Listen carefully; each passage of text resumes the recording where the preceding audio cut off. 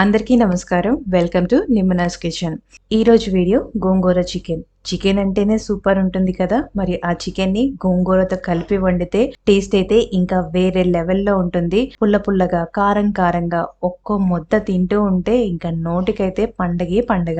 ఈ గోంగూర చికెన్‌ని నా స్టైల్‌లో ఎలా చేసుకోవాలో చూపిస్తున్నాను. మీరు కూడా ట్రై చేయండి.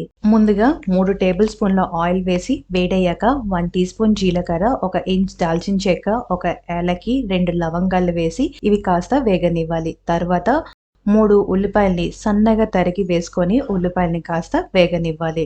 ఇప్పుడు ఎండుమిరపకాయ 1, కరివేపాకు, 5 పచ్చిమిరపకాయలు, 1 టేబుల్ స్పూన్ అల్లం వెల్లుల్లి పేస్ట్, రుచికి తగ్గ ఉప్పు, హాఫ్ టీ స్పూన్ పసుపు వేసి అల్లం వెల్లుల్లి పచ్చివాసన పోయి అలానే ఉల్లిపాయలు కూడా నీట్‌గా ఫ్రై అయ్యేంత వరకు వేయించుకోవాలి. తర్వాత హాఫ్ కిలో చికెన్, రుచికి తగ్గ కారం, 2 టీ స్పూన్ల ధనియాల పొడిని వేసి బాగా కలుపుకొని మీడియం ఫ్లేమ్‌లో మూతను పెట్టి కుక్ చేసుకోవాలి. మధ్య మధ్యలో కలుపుతూ ఉండండి.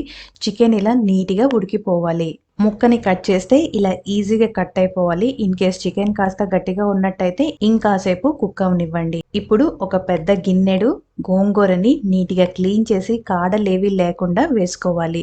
బాగా కలుపుకొని మూతను పెట్టి సన్నని సెగ మీద ఉడకనివ్వండి. గోంగూర తొందరగానే ఉడికిపోతుంది.